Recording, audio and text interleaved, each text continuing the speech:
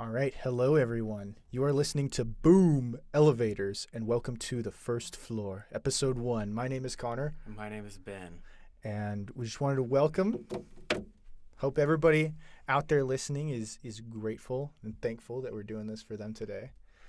And we just wanted to start off by talking about one of our least favorite things, maybe the dumbest thing of all time, which is pilots, TV pilots. And so I brought some stuff for us to look at right now. So the origin, this is from a source called wysant.com. Wysant.com. It's talking about the origin of the word pilot within television. So it's an escort vehicle, also known as a pilot vehicle in most areas. It's an automobile used to escort, blah, blah, blah. Basically, it just starts things off. That's the whole point of what they're saying. And I think that's dumb. Personally, I think that's dumb. I don't know about you. I do agree that it's dumb. I don't like that they have to do it every single time for every single show that's ever released on air. But it does make sense. Like, it does have a purpose in being called that. Well, but also here's the deal. I also found out that television studios greenlight more pilots per season than they have time to air. So your pilot is like your entry into, are we going to get launched or not? But that's like, come up with a more creative. If the first episode is always called pilot, come up with something better. Like, don't name it after. It's like, you don't. If it's a Christmas movie, don't call it Rudolph because it's gonna be the first one leading. Like, just call it a regular pilot, or call it something different. That's true. If you want to call attention to your show, you should come up with a more creative name that draws people in just by the title. Well, and most of the time, the pilots are launched. It's like for instance, it'd be like the Flash pilot. So it's just labeled under the Flash. The pilot's just the first episode. Anyways, I just thought it was dumb, and I had to look up to try and disprove myself, and I was proved right. Still dumb. Yeah, but that's just a taste of what we got going on today. We're gonna go over kind of a summary of some of the stuff that we're doing. We already talked about why pilots are dumb, because they are dumb. We're doing just going through our content right now. First of all, at the time of recording, it's not finished, but when this comes out, you'll be able to see our little channel art icon, and that was done by our good friend Sam Rollins. She's total thug, and there's going to be no video for this one, but we're also wearing exactly what we're wearing in that picture. So that's kind of awesome, and we are super thankful. So thank you, Sam, and your if you guys want to see more of her art, she does commissions and stuff. Her Instagram is at autumnal art arcana. Autumnal. We will put a link to it. That's it. It's really easy to spell just by you saying it like that. We will put a link to it. Yeah, and our theme song, which we also, I don't think you've heard it yet. I have not. But I'm excited though. It's gonna play at the beginning of this, or maybe it's not. We're gonna get lazy and not edit it. But anytime. Blah, blah, blah. What are we doing? Who did the theme song? Your brother. My brother Jacob Roberts. Jacob Roberts did the theme song. I don't think he has any social media handles or anything. But he does own the rights to the music, so we owe him a lot. We owe him our hearts and souls, and we're so grateful for his contribution to the podcast. Okay, so today, aside from those things, we got our artist and theme song credits out. We're going to do those a little bit quicker every episode, but got to give them a mention every time. Today, we're going to be talking about the Flashpoint Paradox. So do you want to start out by kind of explaining what the DCAU animated universe is? Sure. Yeah, it's kind of similar to the MCU, as in it's a connected universe of films that all coincide with one another. In this case, it is animated. I know there's a lot of people who aren't fans of animated movies, but if you haven't watched them, I would give them a chance. If you can get past the fact that you think animation is for kids, I think you'll really enjoy it a lot. Well, and so something I think is a pull into these as above other animated movies, that you're right, it is like the MCU in the sense that, like, they're all connective narratively, and they'll swap out voice actors and stuff, but at least my two favorite voice actors, they keep the whole time, which is Batman and Robin. and Nightwing. Um, so you kind of, while they were coming out, I don't know if I ever thought that we were gonna like make it a point to review them, but they all culminate into one big movie called Justice League Dark Apocalypse War, and it is brutal. It is super cool, and we'll talk about it eventually. But we wanna lead up because I don't know if I've seen any people that are really talking about the entire series as a whole. So we want to really kind of lead up to that, and we want to start with the Flashpoint Paradox. Canonically, is like the first in that universe, but kind of not, and we'll explain why at the end. So just to preface it a little bit, I looked up on IMDb and Rotten Tomatoes. It has an 8.1 on IMDb, which, as you know, is actually pretty decent. Turns out it has 100% on Rotten Tomatoes for critics' reviews, but there's actually only 5. Because nobody went to see it. No, I don't think any of these premiered It was in direct theaters. to video. Yeah, exactly. But also it has like a 97% on like the audience review, and it has like 5,000 plus. I just thought it was funny that there's only 5 reviews, and they were like one sentence each on No, the yeah. reviews. The best movie, Flash, awesome. It was awesome. Batman good. 100% the end. Okay. So I don't know. Have you ever read this comic? It's called Flashpoint. I have not. I have seen some of the art with you though. Okay, because I used to have it. I don't have it anymore, but I read it whenever I was in like middle school, and basically the idea was that DC every couple of real life years decides they need to do a kind of a continuity reset, so they'll basically have a crisis or something that'll reset the entire universe. And to get into the New 52, which is so weird, it's like 10 years old now. This was kind of the setting off point in the comics, and they used this to launch their movie universe, which is mainly based off of the New 52. So I guess we could just kind of start at the beginning. Basically, it begins with that, like, we open in sort of on like Flash. He's just doing his business. I thought it was really funny because, well, it actually goes off of his origin first of all, and it talked. If you don't know, the Flash is named Barry Allen, and his mom is murdered when he's a kid. He doesn't find out later, but eventually it turns out is the Reverse Flash, and we both. Can I say wasted a lot of years watching the Flash?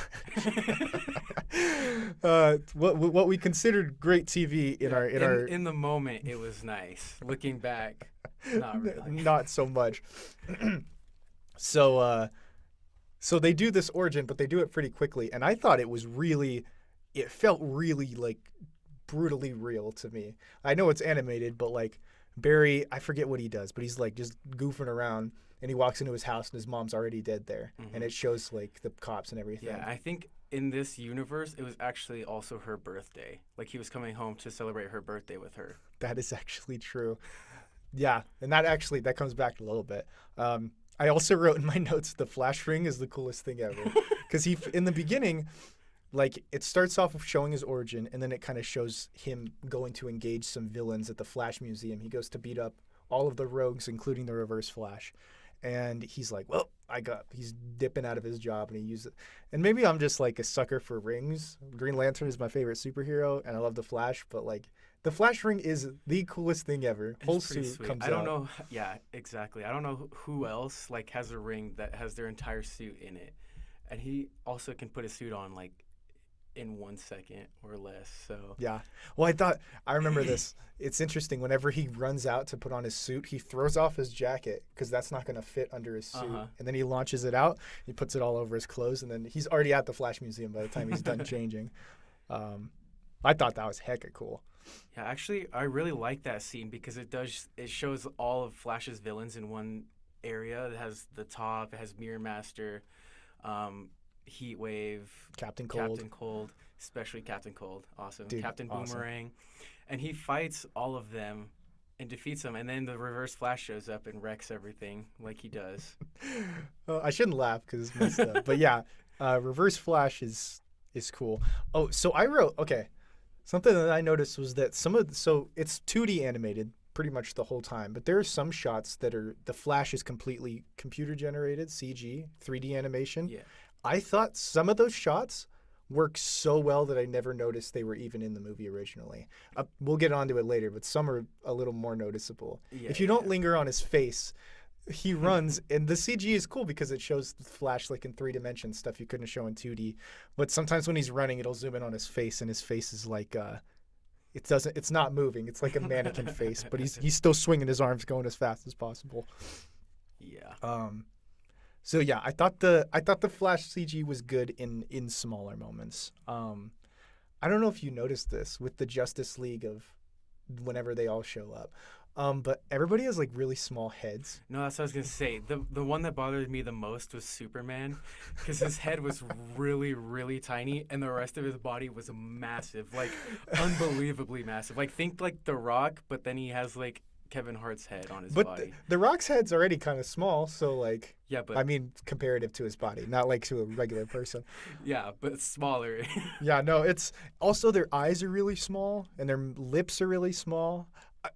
The thing is, though, this animation style doesn't last through the entirety of the series. That's so what I was gonna say. It gets a lot better. it gets better. Honestly, for this one, I kind of like the charm of, like, it's not really about their, at least for Superman, it's not about his face. It's about, like, the symbol of his chest, his suit, his muscles, huge. I think I just wrote down, I think it's an interesting style choice because everybody has the big heads in this whole, or the little heads in the whole movie.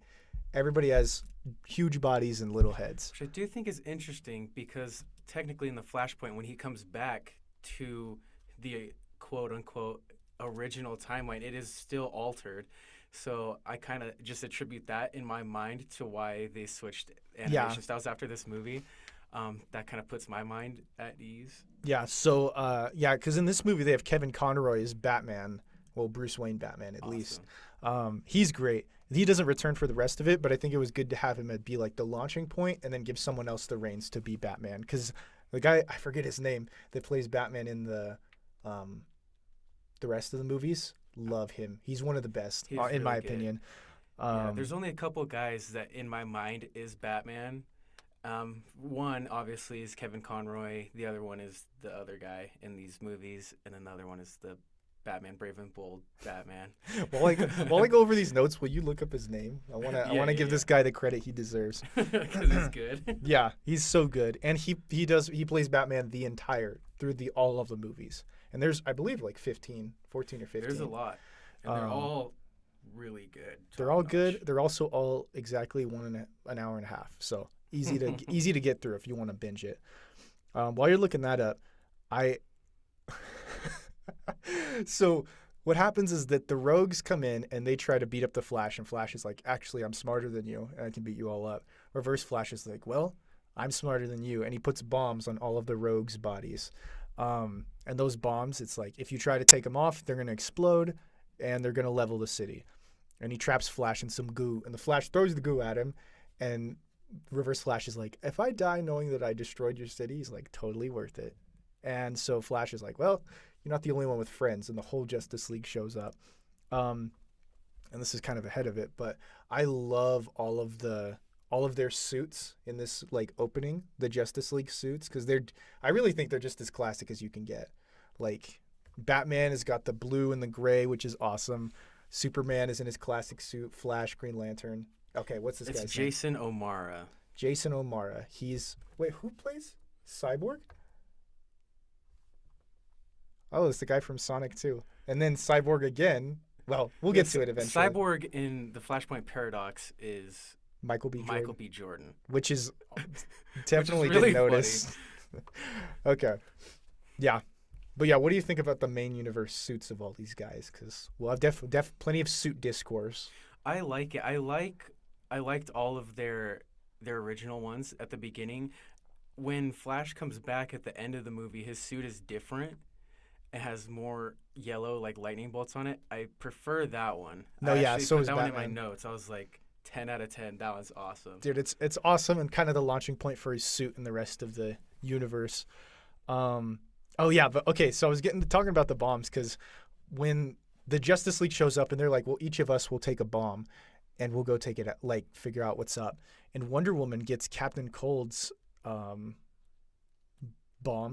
And so her goal is, they all do it in different ways, but Wonder Woman takes Captain Cold's gun and she shoots his bomb to freeze it. And then she throws it in the air and it blows up, so that way it'll delay the explosion. But she points. There's a shot where she points the gun at his crotch, and she says, "I'd suck it in if I were you." And like, did she mean his stomach or what? Like, what did Wonder Woman mean by that? Who knows? Like, I dude? think Who I know what knows? she meant, but like, how would he? She's like, "I'm gonna shoot your crotch. I'm gonna freeze it off. So you better suck it in." They did a good job because he didn't say anything, but they animated his face enough where you knew he was nervous. You just got a cartoon like. Oh man. I love Superman took Heat Wave, I believe. Yeah, he just put his. He literally just holds the bomb in his hands and waits for it to explode. I thought that was awesome. Green Lantern takes Batman to space, and he's trying to remove it really carefully. Aquaman, they throw him in the literally water. just throws it in the water, and then the little microorganisms eat it. That one's awesome. I feel like there was one more. Oh, Cyborg, he just hacks one off. Yeah, he just shoots the little things out of his arms. Well, and with that whole bit, I thought it was a great plan to show why the Justice League is important as a whole, because I think a lot of Justice League troubles come to like, well, Superman's the most powerful, so why do you need the rest of the team? Well, Superman only has 2 hands, so if he can't hold all of the bombs, and with the whole Justice League, they're using each other's powers to, like, do their best to prevent this tragedy from happening.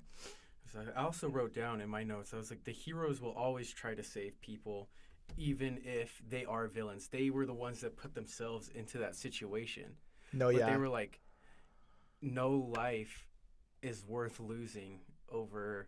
Like, if we have the option to save someone, then we should do it. Yeah. They never think twice about, like, oh, this could get rid of all these villains. They're like, no, it's better that we save them. I agree. I think that's cool that, like, it's and all the villains end up in jail at the end, but it's like the point is that the Justice League goes through extreme lengths to save each and every one of them. I think it's a really great Justice League moment. And then afterwards, the Flash, he leaves. He's like, I got something on my mind. He leaves and he wakes up, and like now everything's kind of jacked up. Like, he wakes up and Captain Cold's not a bad guy anymore. Citizen Cold. Citizen He's Cold a good is guy. he's the one that's like the hero of Central City. I wrote down, I think it's whenever he finds out, they're like, "Hey, so he's like, shouldn't the Flash go stop him?" And they're like, "Who's the Flash?" He's like, "The Flash, the fastest man alive, the Scarlet Speedster." It's like, how did people not find out Barry Allen was the Flash when he's such a Flash nerd? Like, he's like, dude, with the ring, he's super speed, he's super cool. And it's like, why are you telling your boss that you're how cool the Flash is? He's like, hey, is that the Flash's ring on your finger every day you come to work? I think it's funny how he doesn't know that the universe has changed, but he's just like, the Flash, the greatest superhero of all time. I thought it was funny. So he goes and he finds his mom, and she's alive in this universe, which apparently is his own, but he realizes he also doesn't have super speed. And honestly, it's a very quick moment, so I don't know if it will always have a lot of emotional weight. But to see him like hug his mom after not seeing her for years, I think was a really effective moment in kind of like showing how this is all that he ever wanted, and he is just soaking up just what's happening right now. Exactly. I love the way they did the storytelling in this movie, because they do make it like he did it. Like, he got his mom back, he got what he wanted, but then everything else in his life was affected because of it. Yeah. I love when the Reverse Flash is telling, he's like, if you break the sound barrier, there's going to be a sonic boom. You break the time barrier, there's a time boom. That's such an easy concept, but the way they worded it was easy to understand. Oh, yeah. And just a quick note, the Reverse Flash voice actor, awesome. So scary. Like, Really that's whose scary. voice I hear when I think of the Reverse Flash. Yeah, so basically, he finds out he has no powers, and we learn just through a couple of things that, like, this world is different than the one that we remember. And so, so do you want to list off, like, some of the heroes that are different? All of them. Okay, how about this? Let me see. I want to make sure that I'm not getting ahead of myself. Okay, so how about you talk about Aquaman and Wonder Woman? Kind of what's the situation with them? Oh, okay. Yeah, so in this universe, Themyscira and Atlantis where they were forming a treaty, and then all of a sudden Wonder Woman and Aquaman get into it sexually. Yeah, and Aquaman's married to Yeah, Mera. to Mera, obviously. And then Mera finds out. She goes and tries to kill Wonder Woman. Wonder Woman defeats her, obviously, takes her crown as a symbol for all Atlanteans to stay off, So yeah, stay away. let's excuse me. I think we should take a minute and talk about our thoughts like regarding each of the different origins. So at first I was like, man, I feel like these heroes are above this sort of thing. But I sat back for a minute and I realized, so I think in this universe, Aquaman is natively Atlantean. That was his origin before the New 52, was that he was like either natively Atlantean. He had a lot of different origins, but I think that's what they're going with here. Because when Mera's dead, all of Atlantis basically, they're like, you need to rise. Yeah, you need to kill the Amazons for this. And and that feels like a natural step, I think, for him. And for Wonder Woman, I think any universe of Wonder Woman would do exactly what she did, was that if someone attempted her life, she defended herself, and then she's not going to let it, on her own ground, not going to let this assassination stand. Exactly. So that basically sparks a big war between Atlantis and world-ending war. So I think it's funny in the beginning. It's I have it in my notes. It says Wonder Woman destroyed and conquered.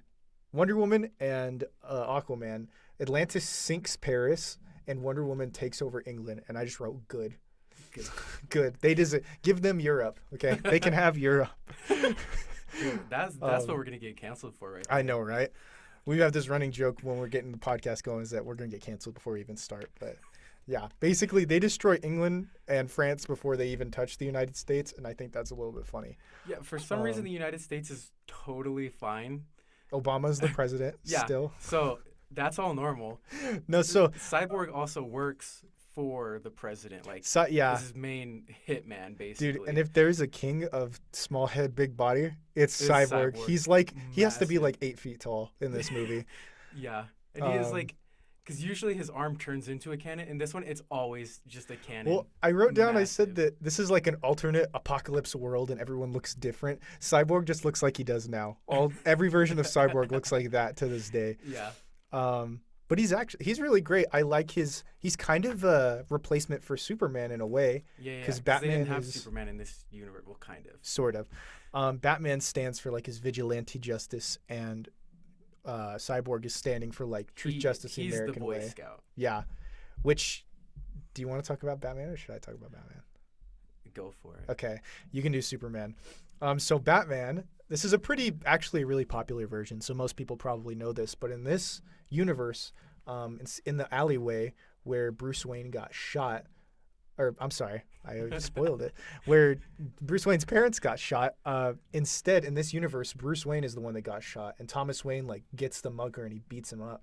And in that moment, like, Thomas Wayne loses his son, and his wife Martha, she's having like a full-on like mental breakdown. She's like, I can't believe I lost my son. It's an amazing scene where she has his blood on her hands and she's like holding her face like so like distraught, and her crying like turns into cackling and laughing, and she takes it off of her face, and her blood has made the Joker smile. And so Martha Wayne is the Joker in this universe, and I think that scene, I think the idea is great and all.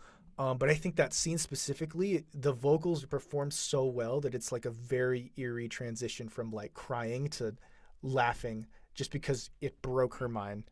And so she's the Joker and Thomas Wayne is Batman. And he's like, he runs a casino and he's like kind of a drunk. That's how he has his fortune, is a casino instead of like a tech company. I think it's funny because he like, the regular Batcave has the computer and the Batmobile and the Batplane, and his Batcave is just like, it's just stones and some guns and grenades and one table, and that's it. Yeah, and this Batman doesn't have the like no killing rule. Oh yeah, he carries fights guns with him. Guns at all times. Dude, and his suit Suit cool. is so awesome. He's got red eyes. So awesome. Red Shoulder behind spikes. a symbol. Dude, it's one of the best Batman redesigns of an alternate universe, in my opinion. I love how it looks like.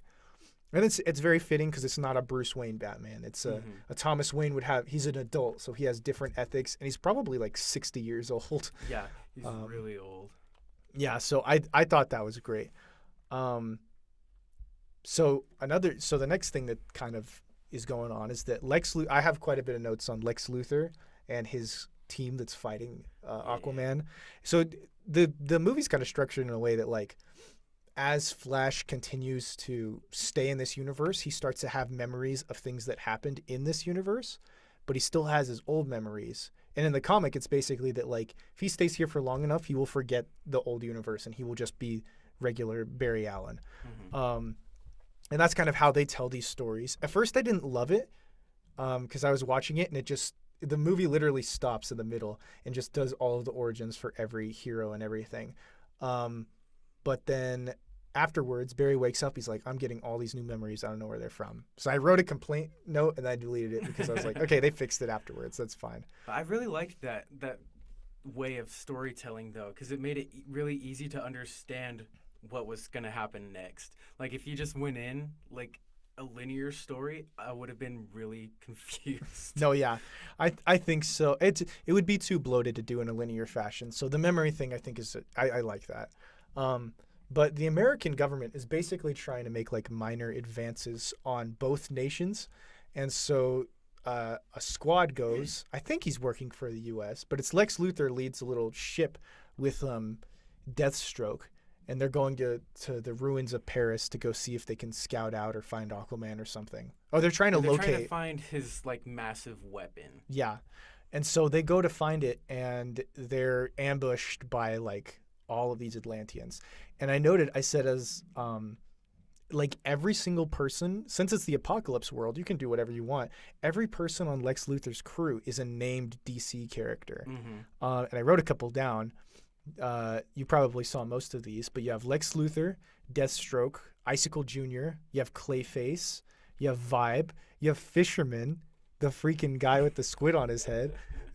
I thought that was a neat inclusion. He shows up for 1 second and gets shot, and I thought it was funny. I was going to say, most of them are, like, very, very quick. You, like, barely see them. Yeah. I kept pausing and going back so I could, like, make sure I got them all. One of them was Mechiste. I had to look this one up. If you remember from Young Justice, he's the guy with the mace hand. And he's got fins on his head. Braden, who's monitoring us right now, he's nodding. He remembers that. Basically, Aquaman goes to the underground. He's like, hey, remember when I busted you guys for being a bunch of thugs? And he's like, whoa, okay. Relax. Anyways, I just like that each character wasn't on screen literally for more than a second, but they decided to include the detail. I think that was really cool because all of the metahumans of the like world are really uniting against this huge war. Yeah, but I think I really like the flashbacks. I like when Flash. So basically, Flash's plan. He's like, I got to get my powers back. He doesn't have the flashbacks until after he gets all the chemicals and goo, and then he like waits to get struck by lightning. The first time he does it and he just gets burned horrifically, and Batman's like, oh, that was a stupid idea. Yeah. And he's like, I gotta do it again. So he goes the second time. The second time it works, but so Batman notices a cord is unplugged in front of him. I just thought this was funny. So he runs to go plug in the cord, and then he gets struck by lightning, and so Batman falls off the Wayne Manor. Yeah, he's gonna fall onto the fence, which is like has spikes on it. I think he falls like a sack of potatoes because he doesn't even try to grapple or glide. He just is like, well, I'm dead. He falls off the edge, about to get stabbed like Doctor Strange. And then the Flash catches him, and then he really delivers the best one-liner of all time. He says, "Told you I'm fast." The one-liners were awesome. I think there's in life there's a place for campiness and there's a place to be serious. And if you do anything superhero related, I think in almost every situation campiness can be included. If it's a very serious narrative, I wouldn't throw in a one-liner. But the Flash, that's his whole thing, is that he's a nerd, and we resonate with that because we are nerds too. Let me see. Did you have anything you wanted to add before we kind of get moving on? I don't think so. Okay. So Flash gets his powers. Batman falls over, but Flash saves him. So they cut to Lois Lane, and I have kind of some very specific opinions about Lois Lane because I went on like a Superman appreciation like month, Superman History Month, and I was like, I'm gonna see if I can learn to like everything Superman. And the most part, I really did. And so Lois Lane is really in comics and movies. She's known for that she has purple clothes, purple eyes, and like dark brunette hair, and that's how you identify Lois Lane from the huge. There's so many characters in this, so it's kind of the way to pick her out. I like when they find creative ways to either change that or use it to show her. So like she's kind of just like a battlefield reporter, like going through the front lines. Yeah. And she just has like a little headset and she's talking about stuff, and she's just wearing like I think just having like a purple like army jacket. I just think that's a cool reference to signify that we know that it's Lois Lane. And all the characters they want you to notice, they will do something like that. Yeah, even like they'll show introductions. Like they have there was like Etrigan and Grifter and the frog guy. I don't know the rest of them very well. There's a lot of characters. There's a lot of characters, and they're all like specific to this universe. Yeah, I think honestly, I really feel like we can identify most DC characters put our way, but there were at least 10 in this movie. I had no clue. I had to look up. Yeah. But so basically, Lois Lane kind of is working with the Resistance there, and Flash. He goes to open his ring, and the Reverse Flash's suit is in there, and he did that like as a symbol just to mess with them. And so Batman's like, you need a suit, and I'm not about to lend you one of mine. He's like, it's friction proof. And Flash is like, I don't. He doesn't say this, but he's like, I don't really like it. It's kind of like mustard colored. So he just shakes it real hard. It turns red. It becomes red. I like the Flash's powers just like wiggle the suit, and it becomes inverse colors, and the logo switches sides. I just thought that was dumb and funny. Oh, but this is just a note from earlier, but like, so it shows in the beginning of the movie that the Justice League was necessary to take down the Rogues. Later on in the movie, Flash, his first point when he gets his powers back is that he tries to do it on his own. He realizes if he doesn't find the Reverse Flash, he can't access the Speed Force and go back in time. Yeah, you can't fix the timeline because the Reverse Flash is siphoning off all of the Speed Force energy to prevent Barry from doing it, because he wants to teach Barry a lesson. That's his whole goal, is just to mess with Barry forever. Well, and so the way that he does that, I think, is really awesome, is that he realizes that the only way that he can accomplish this goal is by assembling the Justice League of this Earth. And I love that that's a priority for him, because the movie starts by highlighting why the Justice League is important in his universe. And then it goes into this new one where nobody's really friends. And it highlights that the Flash is like, no, we need a Justice League because we can't save the world. The official title of this movie actually is Justice League Flashpoint Paradox. Yeah. I think they did a great job of making the roles of each Justice League member important. I'd say Thomas Wayne Batman's like the second main character of this movie. Yeah. And that's what Cyborg has been trying to recruit Batman for a long time in this universe. And then the Flash shows up. He's like, hey, the world is gonna end if you don't like help out. He's like, okay, fine. No, yeah, he's like, it's time for us to go. Yeah, and once he realizes that this Barry knows his son Bruce Wayne, he's like, I need to do this to make a better world for my son.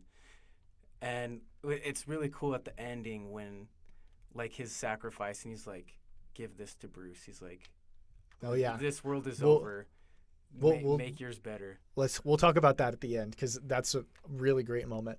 But yeah, so one hero that we didn't talk about was Superman. Do you want to kind of explain what happened to Superman? Yeah. Instead of him falling into Smallville, actually his pod falls straight into Metropolis. Like crashes it. Yeah. So it's like a national tragedy. It's a national tragedy, and they like have the monument like blocked off and stuff, and it's like never forget, blah blah blah. But because of that, the government immediately took Superman, put him in a Red Sun prison for his whole life, and like wrote it off that it was just a meteor that had struck the Earth. So literally nobody knew about Superman until Flash shows up. He's like, I know another guy who could travel back in time. It's Superman. And they're like, what do you mean? Like, we don't have any guy like that here. Yeah, he like doesn't exist. So they go to this Cyborg hacks the government. He goes to this government facility so they can go find Superman. And So he goes in to the vault, and Superman's like, he's never seen sunlight, so he's really skinny. This is something we're gonna get canceled for, just preemptively. If you do not want to hear something offensive and you live in Utah, please skip to like 15 seconds ahead. But this Superman looks like half of like the people that live in Utah. He's real tall. He's real skinny. Like he's kind of fit, but he's real skinny. And like, I'm not gonna read what I wrote because it's worse. But I'm about to have no co-hosts. It's about to just be me. Dude, boom, nothing. You're just the boom. No, but like this Superman is just like, he's a tall, skinny guy, and I swear in Utah, I've run into literally half of the population looks like him, which is good because now they have a superhero to represent them in the media. Yeah, he also has had no like positive human interaction. People only go in there to like torture him or get his DNA to make a weapon experiment. or something. Well, so they bust him out and they take him outside, and there's the CIA shows up and they're or the FBI, whatever. They show up and they're like, "Cyborg, you're fired, and we're taking Put Superman that back." Well, Superman's just taking in the red sun or the yellow sun. And I think that fight scene is one of the best, honestly, because the Flash is running. They approach on boats, so the Flash is running on water. He's finding like taking creative apart ways. all their guns and stuff on the boat. There's a great shot that I love where a bullet's heading towards his face, and the camera follows the bullet, and it goes right past his little ear wing and just like sparks right off of it. I think and there's CG in that scene. Like Flash is CG for a lot of his running. I think it looks phenomenal. I think it looks great. I think it's also important to point out also when they rescue Superman, they're like, "Hey friend, we're here to save you." And that was the first time like he's ever heard somebody like say friend. So that comes back later on in the movie, and in this scene when they're fighting these government agents, government goons. Because when he sees that his friends that he just met are in trouble, that's when he turns on the jets. Well, yeah, and so his powers like begin to activate, and he uses laser vision, just completely annihilates these guys. And usually I'd be like, "Oh, we're doing the evil Superman thing again," like, blah. But because he's never used it, you can see he immediately is. He's like, "Oh crap! I disintegrated these guys. There's literally nothing." He's like, left. if I look at people, they die. So Superman flies away and doesn't show up for quite a bit longer. And Cyborg was like, "Well, you got me fired," and Superman didn't even want to be with us. And so Flash is like, "Well, I mean, the best we can do is assemble who else that we have." So Flash, I guess he got knocked out. He has a little like time memory thing, and he remembers again, and he wakes up inside of the Shazam kids' house. You want to talk about Shazam kids? Yeah. So in this universe, instead of just Billy Batson being Shazam, it's all of like his family creates one Shazam. Yeah, they're not like the New 52 introduced the whole Shazam, but everybody has powers. But this introduced the idea of like all of the kids work together. Before it was just Billy had powers and they were his family and friends, but now they like all combine into. They all combine into one. What's his name? Captain Thunder. Yeah, Captain Awesome. Thunder, who is super strong. He is. So they bring him just to fight Wonder Woman, and that's it. No, yeah. Well, and so have you seen it's called Superman, Batman, Apocalypse. It's basically about Supergirl. It's an animated movie. I think so, yeah. So in that movie, they go and find Big Barda, and they're like, we need your boom tube to get to Apocalypse. I noticed this is the same house. Like literally, they just went to Warner Brothers Animation, and they're like, is this the? I don't know if they do it on print still, but they're like, is this the print of the house? Okay, we'll use this house. It's the exact same house. I thought I was wrong at first, but I looked it up. I'm like, yeah, it's the same exact house. Oh, wow. So I think this is just this leads into the finale, and the finale, we'll get into the details, but it is so cool. Like, crazy. A really great action set piece. I think the action in here is great. I don't think we mentioned that. Is that all of the fights, big and small, are it's very well done. Yeah. So I thought, let's see. We skipped Hal Jordan's origin story. Oh, we did. Which is coming up. He doesn't come until quite a bit later.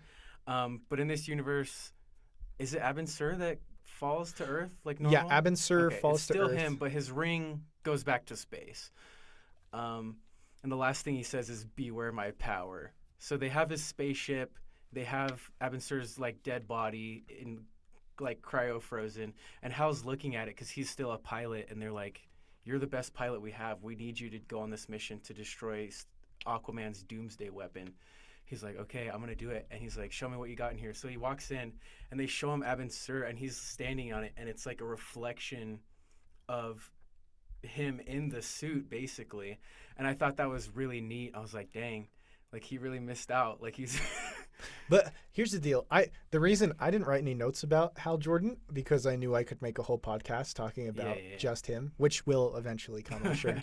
But I think it's cool because he still had his moment of overcoming fear and victory. Exactly. He has a great speech that he says to like the government. They're like, they find Abin Sur's ship and they're like, so you need to crash the ship into Aquaman's base because we located it. Basically, it's a suicide mission. They're sending him to his death for the American greater good. And so he follows through with that. He also says, I think one of Hal Jordan's like greatest lines, like I'd actually love to see it in a movie. He says, "Be like," so he goes to crash the ship into the Atlantean base, and like the Kraken shows up and smacks him out of the air. And so he flies straight into its mouth. Like, he blows that up. Well, so I think his whole point was that he wanted to crash into their ship, but the Kraken showed up, and so Hal, who's the paragon of willpower, he's like, fine. He's like, I'll at least take out the Kraken. I'm not going to fail this mission. He gives an awesome speech about like what it means to overcome his fear. And then before he crashes into the Kraken, he says, "Beware my power, asshole." And I think that's just such a Hal line, especially like if that's the last thing he said before he died. Very true to his character. Nothing about him. I think what's interesting is that in these movies, or in this one specifically, it's an alternate timeline, but nobody's personality really changed. It's just if they were in this situation, this is how they would be. Different circumstances call for a different version of yourself. Well, because they're all still heroes in their heart, at least the ones that are alive. They're all trying to do what is best for them and their people. Yeah. And then the final fight is between it's in the USA, Atlantis versus Themyscira and the U.S. government kind of picking off each side. I thought it was in England because Aquaman was going to attack Wonder Woman's like main territory. Oh, you know what? Yeah. Because they renamed England as New Themyscira. Okay. Yeah, never mind. That's what it is. And so all of the metahumans of the U.S. are like going to fight, and I think this movie does a great job of like, because in the New 52, Wonder Woman, Aquaman, it's when they were really known for carrying a sword and a trident.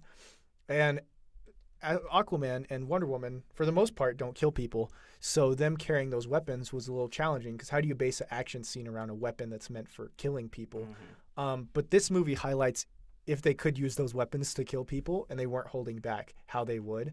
And their fight is so brutal and awesome. And it's personal. Like they have dialogue in between the both of them, and they talk about their like, he's like, how could you like parade Mara's crown around on your head? She's like, it is a symbol to show that people don't mess with the Amazons. And you really at least in that moment I understood. I was like, yeah, they're standing by the principles they had before. And then there's the question of if they were in love or not. But it's kind of just left up to interpretation of what you think that is in the first place. Or was it just a fleeting moment? A fleeting moment everything ruined their lives. Flash fights Reverse Flash. Captain Thunder fights Wonder Woman. Cyborg fights Aquaman for the most part. It's a good fight. Wonder Woman and Aquaman stop fighting. Flash uses one of our favorite Flash moves, was the super speed punches. It's the greatest fighting move of all time. Yeah, the violence is real. Like, so I wrote down, I said, I think this movie might have benefited from getting an R rating because there's a lot of decapitations. There's a lot of cutting off of arms and legs and stabbing and strangling. One that's really, really brutal is whenever Wonder Woman defeats Captain Thunder, she basically puts the lasso of truth on his neck and says, she's like, how do you break like this enchantment? Like, how do I turn you back into these kids? And he's like, we say a word, and she's like, speak it. And he says Shazam, all the kids fall apart. And she gets, I think, and like her sword is broken. Yeah, so she has like the severed end of a sword, and she just murders the like 10-year-old Billy Batson with the sword, and it doesn't show it directly, but it's brutal. You feel it for sure. Well, and at that same time, Aquaman just got the upper hand on Cyborg, and he is drawing and quartering him. He's ripping his body parts off. Yeah, so his Cyborg's literal heart is exposed and like beating. He's about to stab it with the trident. Yeah, but when he does, Aquaman gets his arm lasered off by Like Superman. Superman shows up. He's like, "Don't touch my friend." Yeah, and Superman doesn't do much of anything, which I think is actually a great twist. It's like if Superman was there, he could have probably ended the conflict physically. But I enjoy that they brought Superman in a meaningful way as well. I would have liked to see this movie rated R, and I think it's finally time that we talk about it. I'm going to be real brief about it. I think that if there was a DC movie Zack Snyder needed to direct, I think if they were to do this in live action, this would have been one of his greatest works ever. Because it can be R-rated, it's brutal, you have murdering Batman, everybody can kill everybody. Which is kind of the idea he already had, but it was putting it in the wrong context. Yeah, in this context, I think it makes great sense, and Batman has a lot. Batman shoots Black Manta in the face, which is pretty awesome. Batman shoots a lot of people in the face. Yeah, including the Reverse Flash, who tells Barry, he's like, "Hey, look, you did this. I didn't do any of it." It's a really haunting speech. I don't know what else there is to be said about it. But basically, he's like, as long as I can draw on the Speed Force, he's like, you'll never leave here, and this world is gonna end. And yeah, so Aquaman's like doomsday weapon has I was just gonna bring that up. Captain Atom inside of it. So Captain Atom's like a nuclear bomb. Yeah, but worse because it literally blows up the whole world. Yeah, it blows up the entire planet. And Aquaman has his arm lasered off. He's like at his final bit, and Wonder Woman shows up, and she's like, "You're not gonna win this fight." He's like, "Then none of us are." So she kills Aquaman, and then he but activates not before the bomb. he activates the bomb. Yeah. So then the bomb starts exploding. This giant white, like, thing on the horizon is getting closer and closer. Yeah. Well, and I think a nice moment is actually Wonder Woman's last moments isn't escaping the fight. It's just holding up Aquaman yeah. and whatever emotional thing that they had, just putting the final pin in that. But Batman, he's been pretty significantly injured at this point, and tells the Flash, he's like, "You need to go." He's like, "This universe is gone." He's like, "If you reset it, you can save us, not us, but like make a better universe." Yeah. And he gives him a letter to give to Bruce Wayne, and then he's like, "Go, just leave us." Run, Barry, run. And he runs. I'm gonna punch you in the face. So he runs off in a really great sequence where he goes into the Speed Force, stops himself, and he wakes up back in his main universe. And I think so he ends up in the main universe. His mom's gone, but he saved all these people in their new lives, and he goes to see Batman. Do you want to talk about him talking to Batman? Yeah, so he goes to the Batcave, which is way cooler than the Thomas Wayne Batcave. But yeah, he shows up. He's talking to Bruce. He's like, "Yeah, all this stuff happened." He's like, "I still have the memories." He's like, "It's kind of like a curse." And Bruce is like, "I think it's a blessing." He's like, "So we don't repeat this same mistake." He's like, we need to learn that even as heroes, sometimes we can't save everyone. Yeah. Well, and Barry says, he's like, "I'm not the only one that got a gift." And he gives him the letter from his dad. And it's Kevin Conroy doing the voice of Bruce Wayne at this point. And he's reading the letter, and it just shows his like tears dropping onto the letter. And then he wipes it away. And I think maybe my favorite line in the entire movie is that he turns to Barry and he says, "You're one hell of a messenger." I think that's such you don't get to see Batman break down very often. And so seeing him break down and then say thank you I think is a really nice moment. And then basically the movie ends. Something that so this is just kind of wrapping up the ending. You know how in most Spider-Man movies it ends where Spider-Man just swinging in the city? Like I feel like almost all of them end that way. Yeah. But I think to do that with the Flash movie, awesome idea, because I just love watching the Flash run, jump between buildings and stuff. I think it's a great concept, but I don't think they really pulled it off because it's fully CG Flash, and he doesn't really feel very fast. I think dropping into slow-mo a couple of times would be helpful, like running on the helicopter blades. but he just runs through the city. And I don't think you really get a great sense of like that there's a lot of skill involved with what he's doing. Yeah, he's just running. But there's a final shot that's a blend of CGI Flash and hand-drawn Flash. I think that last shot is so great. Looks really good. At first I was like, dude, why didn't they do that the whole movie? But I realized they could do it now. But Yeah. back then that was just one. And from what I understand, Warner Brothers Animation doesn't have a ton of like they have a time limit and they can only animate for so much money. So that was how this whole thing wraps up. And basically now it's entered into this universe with these connected movies. And there's actually a couple of callbacks in the finale and in Suicide Squad that talks about some of the stuff that happened in Flashpoint. And so what do you think are your thoughts overall? Oh, like overall, how I feel about the movie? Yeah. I really I've seen this movie probably 3 or 4 times. Yeah, I've seen it quite a bit. And it's one I can always go back to, and I know I'll enjoy it. There's some movies where I watch and I'm like, well, that was fine. Well, even like animated DC movies, I think that as much as we love that personally, it's like if you're not doing something interesting, it is hard to keep the attention. And so I definitely I enjoyed this one a lot. I think it's one of their strongest, and I love that it was a standalone. If this was how the whole universe was like animated, I think I might take some issue with it. Yeah. But because it's standalone, we get Superman with the undies, we get Batman in his blue suit with his underwear too. Like I love that they can include that just because it's a one-off, including like Kevin Conroy and everything. I think it's great. So I don't know. I don't know if we want to like rate it or anything. I didn't write down any notes for that. I didn't either. Let's just say we liked it. Yes. It was good. Watch it. Yeah, please do watch these. They're all on HBO Max. And The Krull, we've only started, but I know it's going to be really fun because some of these movies are really, really great. Some of my favorite DC animated movies are within this universe that we'll get to eventually. Yeah. And DC's always coming out with new animated movies.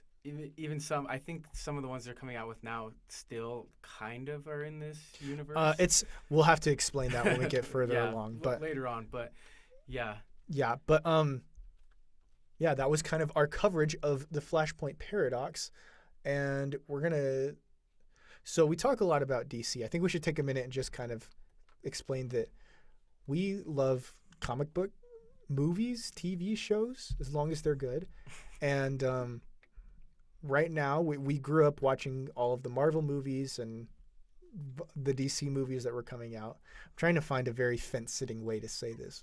Basically, it's that we both like DC and Marvel. But we're a little more partial to DC. Yeah, DC is which is unpopular opinion, we know. That's why we think we're going to get canceled. But we want to have open talks. It's like a political podcast, and we're like we actually do sympathize with some policies on the other side. But we do want to have some talks, and our final segment today, we're going to talk about something from some Marvel live action movies, the MCU. And I think one last thing. I think we cling on to the DC animated universe as having such substance. One, because it actually does have moments that hit really hard. But two, is because I think that was DC's really only chance to do what Marvel was doing when they were doing it. Yeah. And we'll see where they go from here. I think it's interesting to find live action movies based off of other things that are coming up. But as for these movies, and I think we'll talk about a lot of MCU stuff. I don't know about you. Some of my favorite comic book movies are MCU movies. Still love a lot. Don't like a ton. Well, not a ton. There are just some I don't care for very much. But part of that is talking about a movie that just came out, Thor: Love and Thunder. And so we're going to do kind of a suit deconstruction of Thor throughout the years in the MCU. And since we're doing audio, so I'm going to try my best to describe these. But basically, Ben, you can look, and then you can kind of tell me what are some of your thoughts. So I think we should start with the first suit in the first Thor. Thor 1. So it's basically it's the red cape, it's the black pants, the armor, the silver armor on his arms, the bleached beard and eyebrows. What are your thoughts? Honestly, I think it's kind of a classic look. Like I kind of like it. I like it too. I think that's the reddest his cape has ever been. looking at these pictures. Well, and if you notice, so I guess in um, the Thor: Love and Thunder, it's back to really red. yeah. Well, I like the red cape. I also like he has red wrappings underneath his armor. I think Mhm. that's cool, but in Thor the Dark World, they get rid of it, and I think Thor the Dark World actually looks better. He has a little loincloth, and it's It's more of superhero, a but medievally, Norse. yeah. Yeah, and also they got rid of the hair dye, which I think is good. I don't like the eyebrows and beard, and I don't know if that's his real hair or what. They got better It wigs. definitely, yeah. It looked better.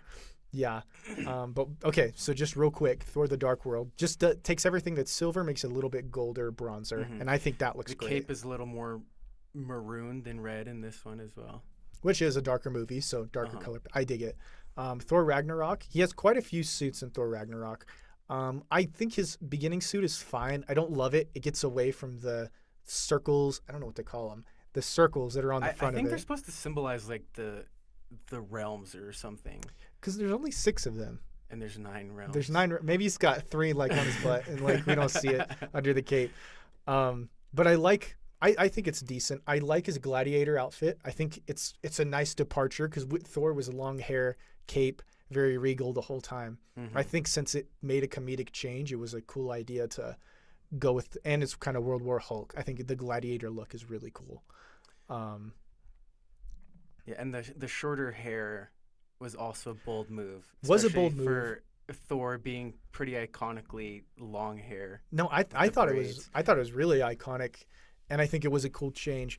I like that they went back, but I think it's cool that like it kind of was also a symbol of, like his, although it was a funny movie, like his enslavement and mourning of his Mhm. father. I like He that. lost a lot, including his hair. Dude, they chopped it all off. Something I don't love about is that he wears this gladiator suit for the rest of the movie, and he only has cape on half, and he wears this like little teal pauldron thing, and then he has one on his leg. You can't see it in the picture, but he has one on his leg. Mhm. Well, there's a scene where he's falling. He breaks out of Hulk's penthouse, and he falls out the window, and the shin thing just falls off. And there are several scenes where the shoulder thing is very visibly rubber, like you see it bending. So I would have kept more of the blue. If you're gonna go alien, I say go all out. Keep more of your. I would have kept the helmet too. They were Mhm. very anti-helmet. I think they still are technically. Like most of his main suits aren't very helmety. Yeah, well, they'll wear a helmet, but then immediately take it off. Yeah, I would prefer if they just stuck with the helmet. Like they're superheroes. We can deal with wings on his head. Like, and now with the mighty Thor, Jane Foster wore Mhm. that the whole time, so And it looked good. it looked good. Like just commit to the helmet. But he loses Mjolnir. Gets so. What do you think about? Actually, let me show you this one first. It's the black one with no sleeves, no cape. He has the eye patch and the little That's gauntlets. from the end. It's from the end and the beginning of beginning of Infinity Infinity War. I think so. This is I don't know if you knew this, but in the Ultimate Comics, Thor's hammer is called Mjolnir, but it looks like Stormbreaker, and he wears pretty much exactly this. Okay. He has longer hair and he doesn't have an eye patch, but I think to throw a reference to the Ultimate Comics and to have it like be an in mourning black suit, because he loses even more in the beginning of Infinity yeah. War, I love this costume. I think narratively it works great. I think visually having the circles all black, I think kind of shows the tone that the story is going for. Mhm. And the eye patch I think is cool. I really like this suit. I agree. I think I'm kind of partial to long sleeves though. I think when Really? he has the chainmail sleeves, it's pretty cool. I think I like his suit up when they'll lightning and they all show up. I think that's cool. It's interesting that you prefer the sleeves. I'm kind of on the I like opposite the opinion. sleeves, and obviously Marvel also prefers it without sleeves because most of the time he doesn't have the sleeves. Every suit has a sleeveless version. Yeah. So very interesting. I didn't know that. Okay, and then he gets sleeves and a cape in Infinity War. Exactly. Personally, my reaction whenever it came out, is this the first time that he has lightning in his discs? I don't I'd remember. never even noticed that. Probably. The picture we're looking at is whenever he shows up in Wakanda and he's got lightning on his little circles. It looks good. I like that actually. And his glowing eyes, awesome. Good inclusion from Ragnarok. I agree. I like. How do you feel about this suit versus the sleeveless variant? I prefer this one with the sleeves and the cape. I can't believe can't believe we disagree on something. What? This is the first time ever in our whole friendship that we disagree. Yeah, the Oh my first time gosh. ever. Well, basically, they just bring that suit back for Fat Thor. But how do you feel about the beard and the I think hair? the beard is really awesome. I do I'm not too. gonna lie. Like, I love that he also, because it's just magic. He can just boom, and then it's already done. I like his braids in his hair. I like his beard. I think it's a good look for washed up Thor to make him a little more serious whenever it needs to become serious. Dual wielding Mjolnir and Stormbreaker, I think, is great. I like how Stormbreaker looks. Now okay. I think I have an honorable mention in here. Yes, Party Thor from What If. I actually really like that one. It only has, it does still have the 6 It's got the circles. but 2 of them are on his belt, so it's kind of harder to see. It's got the I circles. like the gold a lot. The gold and black I think looks really good. It's sleeveless with a cape, which you don't always get with a cape with your sleeveless variant. So I think it looks good. I don't know about you, but like I like this one a lot. I was a fan. The no beard kind of throws me off with the animation. That's true. But if he had a beard, I think it'd be almost perfect. And so let's talk about Thor Ragnarok, because I really think this is where our opinions are going to split. So to start off, let's start off in a place. I really like the vest and the white t-shirt. The white Guardians of the Galaxy variant. I think it looks. He has like the yellow wrappings on his boots. I think it looks great. It's so like if you're going to use metal music or rock to define your movie, this was a great rock. And this is Thor actually wore this in the 90s where they redesigned him to just have a vest and like a different hammer. Okay. But this is a cool variation. It's actually so his t-shirt or his what's it called? Tank top. I don't know why I couldn't think of it. His tank top is actually it's the tree of life. Yeah. With the 9 realms called on Idrisil or something? The life tree. No, the world tree. The world tree. And all of the realms are on it. I think that's a cool detail. So I really like this suit as well. I and think it is sleeveless, but I feel like because it's not armor, I prefer it more. Yeah. No, sleeveless. I agree. I think this one having the sleeveless vest. Also, when you have guns that big, you really do have to show them off. Yeah. His arms were looking really mighty fine in this movie. Mighty Thor biceps. Okay, so this next one was on screen for a very short amount of time. It's the one where he goes. So in Thor Ragnarok, he goes to like this frost planet world, and he has fur on his cape, and it's sleeveless and has gauntlets and no circles this time. I think this is the first suit, or maybe it has pins on his cape. But the circles are not the main focus. It's the fur on his cape. It's the fur, and I really like the fur. I think for me, it does a lot for the Norse feel. I agree. And I think like he goes to a cold place, he puts on the fur. I think with the axe, he's looking a lot more Norse than superhero. And this movie is kind of about it's kind of his departure from being a superhero and being like it's his relationship to the gods. So I think wearing something that defines him as a Nordic god is something really cool. In my opinion, this is my favorite suit. I think it takes the cape, no sleeves, the loincloth, the black and gold, the fur. And actually, this is a concept that was thought about a long time ago. Not Phil Cho. I forget what his name is. I'll have to find it eventually. But guy on Instagram, he does concept art for the MCU. Like he works for Marvel. The best suits, in my opinion, came from his drawings. Like his art, he did the Scarlet Witch suit, like the new one that he had designed that originally. The fur on Thor's cape, that's like years and years old that they finally decided to use. And that's my favorite design. And we're moving on to the most recent version of Thor, which is the blue and the gold. What are your thoughts? I like it a lot. I loved his helmet. I'm sad they didn't use it more because, I mean, it was in a moment where he was like, "Oh, Jane, the mighty Thor, you have a cool helmet. Look at mine." Boom. Which I really like. I think it's cool, and I think, I mean, it's kind of a mixture of as Guardians of the Galaxy version and the Norse version. Okay, that's I think good. It's a good medium. I think it sucks. I hate it. I'm not even saying that to be controversial. I actually think this is his worst suit ever. I like it a lot. Let me explain why. Okay, so in this suit, it's a real bright blue, and it's a bright gold, and Stormbreaker is brown and silver, and mixing the golds and silvers. I'm kind of a hypocrite because I'm wearing a gold ring and a silver ring right now. But mixing your golds and silvers, I think, is kind of lame. I think the red cape is honestly kind of it's not an accent. Like the main color is blue, and he's got. But the real beef I have is with the fully armored version. I have this picture of an action figure. I think his helmet way overdone. I think it's awesome. I think it's stupid. Why do you like we can't commit to the wing helmet, but like let's do wing helmet with mask. There's a freaking bird on the top of it.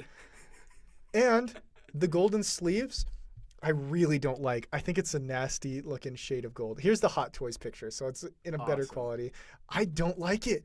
And I think, like I said before, if this story is about Thor and his relationship to godhood and with Jane Foster, I think having a more Norse look would do him a lot to like stand out against like Zeus or like any of the gods that show up there. I agree, because actually, as you were saying, I was thinking of, because when they go to whatever the city's called, Omnipotent City. Yeah, it's literally all gold. Everybody wears gold. Everybody bleeds gold.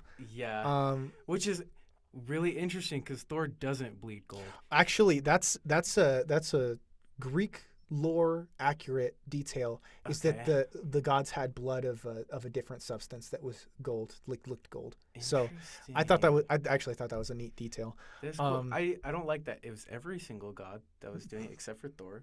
Yeah. But if it was just the Greek ones, that would have been actually really cool. I think he only killed the Greek guards. I don't think there were any. Well, but when like the first guy that Gore kills, it's gold blood. Oh yeah, you're right. And he's like anyways. Yeah. That's some random. The first. You mean the only guy that Gore kills? Yeah, the only one that we see. Let's not get into this. I'm gonna get too heated, and we're gonna get canceled. One thing that I did really like a lot, and we already talked about this. But I like that Thor's lightning is blue and Zeus's lightning was gold. That I can get behind. I like the difference. It was a cool distinction.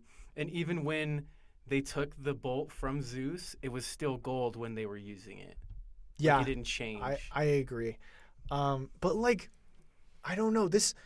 One of the voice lines in the trailer that was taken out in the movie is that my superheroing days are done. Then why is this the most MCU superhero looking costume that he'll ever wear? If he doesn't go to Earth. Well, he does. Where does he go? Yeah, he goes to Earth. He goes to New Asgard. Actually, that's true. Okay, he goes to Earth, but he's not like fighting on Earth. Most of this movie is in space, and I think, in my personal opinion, and I know that not a lot of people agree with me. I think if you would have stuck with the fur and the like more Arctic looking, because it's Arctic, but it's also like he has no sleeves because he doesn't need them because he's Thor. I think that would have been a good suit for the whole time. I think it adds a lot because his weapon is a two-handed axe hammer. I think it looks better with that. But that's and at the end of actually I won't say that. I guess that's technically a spoiler. We already kind of spoiled it. I mean, we didn't say anything significant. That's true. But like at the very end of the movie, he has the blue suit, I think, but all of the blue is black. And I think that would have been cool if he was like returning to the Earth as the Avengers. But if this is as a standalone movie with these suits, I don't like the blue one. I think that we could have done without the blue one. And he only puts it on, like there's thematic significance to the black suits that shows him in mourning. There's significance to his eye patch. Like even if you look at his suit from Infinity War, the cape is black on the inside and red on the outside to show that it's a little more serious. I think the only significance to the blue suit is that it's a silly joke, and I didn't think it was that funny. So, anyways, that's my whole rant. Feel free. If you leave a review for this podcast, please feel free to roast me for my opinions about the Thor suit.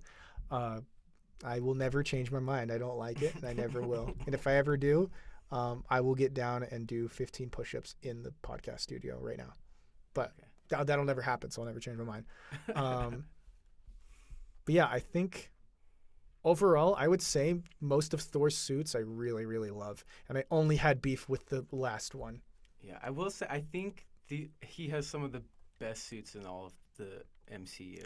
I think so because Consistently the best suits. yeah, they stuck to something that worked really well. And I think, I don't know if we want to do this weekly or every other week, but we'll talk about more suits because I think there's quite a bit to be said in all of the Marvel movies for like the Ant-Man suits, the Iron Man suits. That one will take a long time. Because there's like 40. Yeah, there's like 80. Anyways, my final verdict is I will never like the blue suit. I think he's dumb. But we do like Justice League Flashpoint Paradox. Flashpoint Paradox is great. Yeah. DC is better than Marvel. I'm kidding. I'm kidding. I'm joking. No, I'm kidding. There is no war. There are just people with preferences. Yeah, there is no war. Also, every single actor has acted for both sides, so That's true. That's true. Yeah, but I think we're going to go ahead and wrap this up. Are there any closing thoughts that you would like to leave with our great listeners?